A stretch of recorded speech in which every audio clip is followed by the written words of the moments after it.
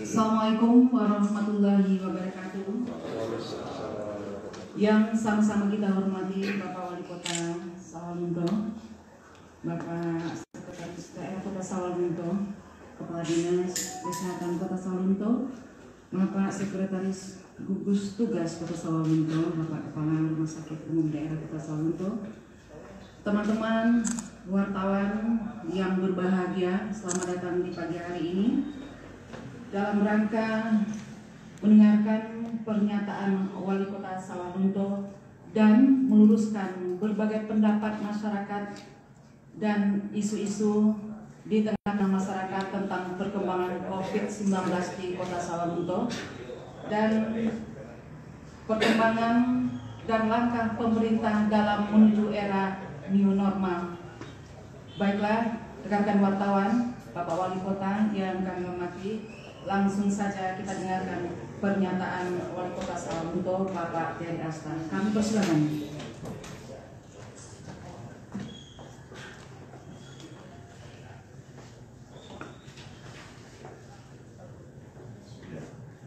Assalamualaikum warahmatullahi wabarakatuh. Alhamdulillahirrahmanirrahim. Wassalatu wassalamu ala asrafil anbiya'i wal mursalin wa ala alihi ajmain. Yang sama kita hormati Sekretaris Daerah Kota Sawalunto, Sekretaris Gugus Tugas, serta seluruh anggota gugus tugas, Dinas Kesehatan, Direktur Rumah Sakit, hadirin yang berbahagia dan rekan-rekan media yang kami banggakan. Puji syukur adalah sama kita panjatkan kepada Allah Subhanahu wa taala. Alhamdulillah kita masih diberikan nikmat dan rahmat. Salawat beserta salam untuk disampaikan pada arwah junjungan kita Nabi besar Muhammad sallallahu alaihi wasallam. Bapak Ibu hadirin yang kami hormati, sesuai hasil pelaksanaan full swab yang kita lakukan di Kota Sawalunto, lebih kurang 1.300 ya, sampai 1.600 sampai yang kita ambil. Beberapa waktu yang lalu kita umumkan ada 2 warga Sawalunto yang positif COVID-19. Yang pertama inisial ES, 63 tahun, laki-laki, mantan kepala desa di Kecamatan Talawi. Kemudian DC 33, perempuan, ibu rumah tangga di Komplek PLTU Kecamatan Talawi. Dari 2 orang yang positif ini, setelah kita lakukan tes atau pemeriksaan lanjutan, karena mekanismenya ada 4 kali swab yang kita lakukan, yaitu hari pertama, hari ke-7, ke-8, dan hari ke-14. Khusus untuk pasien atas nama ES itu setelah hasil swab yang ke-14, yang ke hari ke-14 itu dinyatakan negatif dan beliau sudah di rumah, sudah boleh beraktivitas sehari-hari. Hari 7 dan 8 ya, 7 dan 8 negatif, kemudian yang 14 juga sudah negatif. Makanya pada hari ini kita umumkan. Kemudian untuk ES dan untuk DC sampai hari ini memang hasilnya tetap positif. Tetap positif, dan berbagai pertimbangan kita sepakati karena memang tidak ada perkembangan yang cukup signifikan, maka DC kita rujuk ke Padang, ke Rumah Sakit Semen Padang Hospital untuk dilakukan perawatan lebih lanjut. Jadi kalau bicara virus Corona 19, kita Sawalunto pada hari ini cuma 1 yang positif lagi. Yang pertama. Yang kedua, kami juga menginformasikan kepada Bapak Ibu sekalian, rekan-rekan media, sesuai hasil rapat kita dengan koordinasi dengan Pak Gubernur beberapa waktu yang lalu, karena kita kan Sumatera Barat sudah masuk PSBB tahap 3 dan ini akan berakhir pada tanggal 7 Juni 2020 nanti. Oleh sebab itu, ini waktu PSBB tahap 3 adalah waktu kita melakukan evaluasi terhadap apakah kita lanjutkan PSBB atau kita masuk new normal.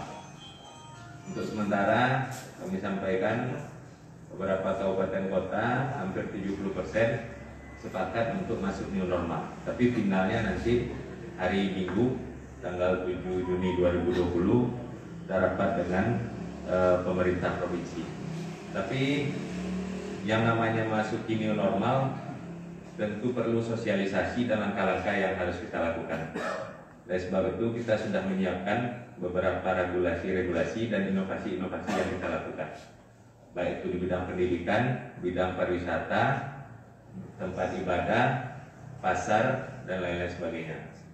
Jadi inovasi yang kita lakukan ini sudah kita rapatkan. Untuk masalah rumah ibadah, ini kita maraton 2 hari, pada hari ini rapat dan kemarin mengundang seluruh pengurus masjid yang ada di Kota Sawalunto. Bagaimana pelaksanaan ibadah di waktu new normal? Karena new normal ini sangat berbeda dengan PSBB.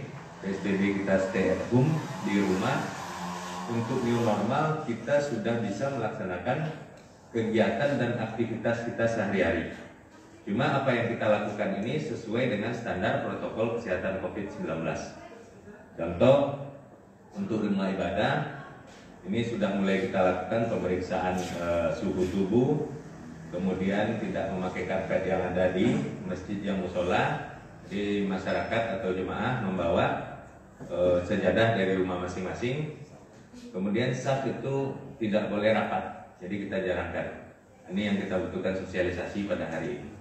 Kemudian di sekolah, mekanismenya kita membuat inovasi, yaitu yang pertama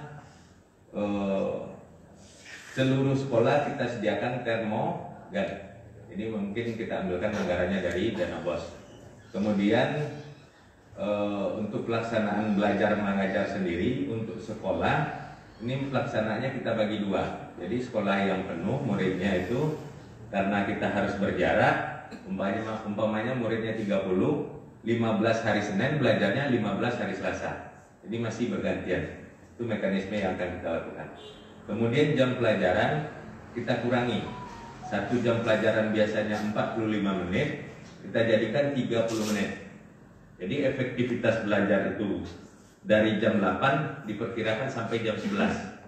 Itu tanpa jam istirahat atau keluar main. Karena memang jam istirahat atau keluar main ini termasuk risiko yang sangat besar terjadinya penyebaran virus COVID-19. Kemudian untuk mengantar anak ke sekolah disarankan adalah orang tua. Orang tua yang mengantar langsung. Kemudian untuk pegawai mungkin yang punya anak, mungkin kita beri keleluasaan atau ke lapangan untuk mengantar anak sekolah. Kemudian bagi yang pakai transportasi umum itu helm wajib pakai helm sendiri. Jadi tidak pakai helm yang transportasi umum yang berganti-ganti.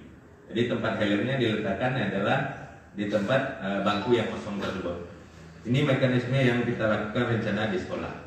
Kemudian untuk tempat-tempat pariwisata kita akan buka kembali, yaitu petugas yang ada di tempat pariwisata, baik itu petugas karcis, petugas loket, kemudian petugas yang lain-lainnya, itu standarnya ada standar COVID, pakai masker, pakai sarung tangan, kemudian pakai face shield, itu semacam topeng wajah. Ini mungkin yang akan kita lakukan.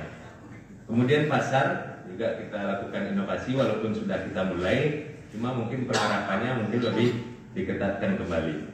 Jadi dalam rangka itu sesuai dengan petunjuk Bapak Presiden bahwa untuk membantu pelaksanaan new normal, kita memang diperintahkan oleh Pak Presiden kepada Panglima TNI dan Polri untuk TNI Polri untuk membantu baik itu pemerintah pusat dan pemerintah daerah dalam penegakan regulasi dan aturan supaya menertibkan kepada masyarakat yang ada di daerah masing-masing.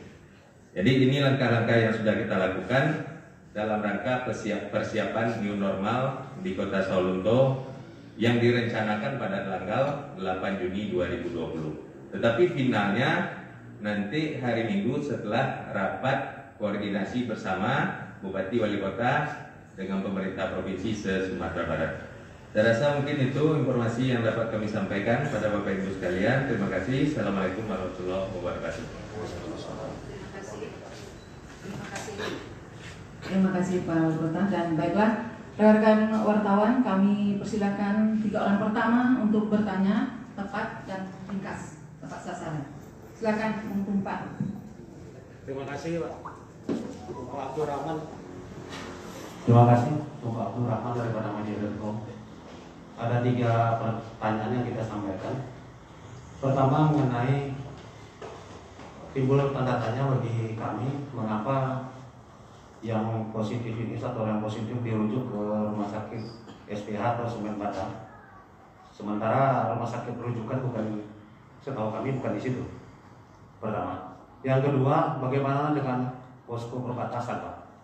Apakah tetap dilaksanakan atau ada evaluasi selanjutnya? Yang ketiga, sempat Pemko memberikan keringanan bagi pemilik kios di pasar Pak. Bagaimana kelanjutannya Pak? Apa new era ini apa tetap dilaksanakan seperti janji yang 6 bulan atau diadakan evaluasi lagi? Terima kasih. Ya. Kita mulai dari belakang ya. Yang pertama masalah relaksasi untuk pedagang yang ada di Pasar Sawalunto. Ini edarannya kita sudah buatkan untuk 6 bulan. Jadi walaupun artinya ada perpindahan regulasi dari PSBB kepada new normal, ini tetap berlaku secara efektif 6 bulan.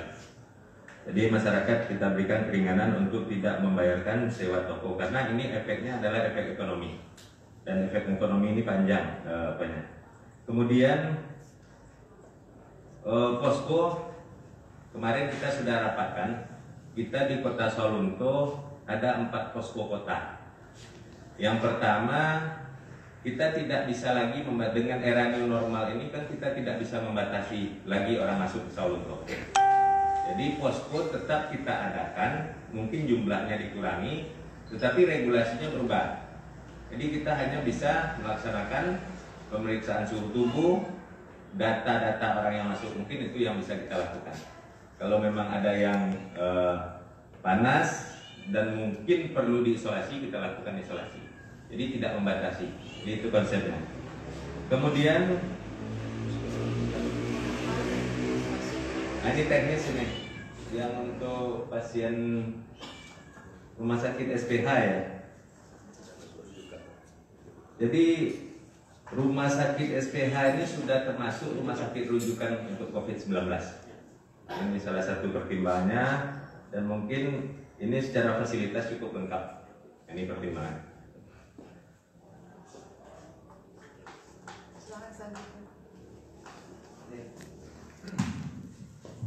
Terima kasih. Assalamualaikum warahmatullahi wabarakatuh. Ada 2 poin yang ingin saya tanyakan Pak. Yang pertama, mekanisme penataan pasar. Apakah nanti pasar ini antara pedagang dengan pedagang itu dilakukan jarak yang khusus sesuai dengan standar COVID? Terus yang berkaitan dengan itu juga, apakah pedagangnya juga disosialisasikan untuk menggunakan sesuai dengan standar protokol COVID? Terus yang kedua adalah bagaimana prosedur, karena untuk kegiatan era new normal ini itu aparat tentu bertindak tegas. Nah, yang ingin saya tanyakan di sini bagaimana prosedur dan seperti apa mekanisme penindakan yang akan dilakukan terhadap pelanggar-pelanggar dari new normal tersebut. Terima kasih. Assalamualaikum warahmatullahi wabarakatuh. Yang pertama untuk masalah pasar ya, Pasar Sawalunto. Sebenarnya kita sudah mungkin di TNI Polri sudah ada. Karena memang sudah diperintahkan langsung oleh Bapak Presiden kepada Panglima TNI dan memberikan beras supaya tidak terlalu jomplang, tidak terlalu jauh perbedaannya, kita top up dengan uang 300.000. Jadi jangan dikalkulasikan antara beras dengan uang 300.000 menjadi 600.000, tidak. Kita tidak menganggarkan uang sebanyak 600.000 atau bantuan sebanyak 600.000. kita hanya memberikan bantuan 300.000 untuk top up masyarakat yang sudah kita beri beras CBP. Yang pertama. Ini pertimbangannya, dulu kita berkeinginan kalau kita hanya memberikan bantuan uang, kalau berandai-andai masyarakat itu punya hutang dan lain-lain sebagainya, ini uang kita masukkan ke rekening, ini ditarik oleh pihak bank dan lain-lain sebagainya, akhirnya bantuan tersebut tidak sampai ke dapur karena kita tidak ingin masyarakat kita tidak makan. Itu konsepnya dulu, makanya beras kita berikan terlebih dahulu. Tapi dalam perjalanan kita juga evaluasi dan kita sudah koordinasi dengan pihak bank. Bagi masyarakat yang punya cicilan dan tanggungan, ini tidak dipotong. Kita sudah koordinasi dengan Bank Agri, tidak dipotong. Makanya tahap 2, rencana bantuan yang akan kita berikan itu adalah uang sebanyak 600.000. Uang sebanyak 600.000. Dan juga kebetulan memang untuk beras kita berkeinginan kemarin ini adalah beras yang ada di Kota Sawalunto supaya uangnya beredar di Sawalunto. Tapi memang hasil koordinasi rapat kita dengan pertanian, dengan seluruh gapoktan yang ada, memang masyarakat kita di Kota Sawalunto tidak siap untuk mengadakan beras sebanyak 100 ton tersebut. Itu pertimbangannya, maka tahap 2 kita berikan bantuan yaitu berupa uang tunai sebanyak 600.000. Dan itu sama dengan bantuan dari pemerintah pusat, bantuan BLT provinsi, dan bantuan yang ditetapkan oleh melalui Kemendes. Jadi untuk tahap 2 mungkin kita sama dengan bantuan-bantuan yang lain. Begitu. Kita cukupkan untuk pagi hari ini teman-teman semua, dan mungkin ada terakhir dari Ya. Bapak. Jadi Bapak Ibu sekalian, yang pertama apa yang kita sampaikan pada hari ini, kami berharap ini disampaikan kepada masyarakat khusus masalah bantuan dan masa kita melakukan new normal. Kalau kita nanti melaksanakan new normal tanggal 8, itu yang paling penting itu adalah kedisiplinan dan kejujuran dari masyarakat. Jadi agak berbeda dengan PSBB. Nah, jadi virus pandemi ini, COVID-19 ini mungkin tidak akan bisa beredar secara luas kalau masyarakat itu jujur dan disiplin. Jadi ini sangat penting sekali. Ada sedikit perbedaan yang mendasar antara PSBB dengan new normal. Jadi kami menghimbau kepada seluruh masyarakat, mari kita taati dan patuhi regulasi yang ditetapkan oleh pemerintah. Itu yang pertama. Yang kedua, masalah bantuan kami juga mohon ini diinformasikan pada seluruh masyarakat supaya tidak terjadi perbedaan pendapat terhadap bantuan yang diberikan oleh pemerintah. Kemudian bantuan yang ditetapkan oleh pemerintah yang berdasarkan dari APBD itu memang kemarin ada sedikit keterlambatan karena kita memang menunggu rekening yang dari masyarakat. Jadi keterlambatannya memang update rekening yang terlambatnya pada waktu itu.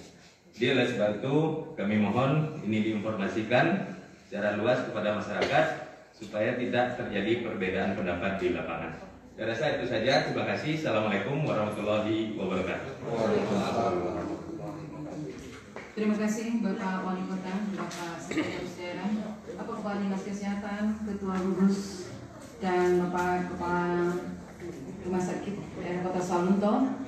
Teman-teman wartawan yang berbahagia, semoga saja tugas kita di tengah-tengah masyarakat dalam memberikan informasi akan selalu diridhoi Allah dan dilindungi Allah Subhanahu wa taala. Terima kasih. Wassalamualaikum warahmatullahi wabarakatuh.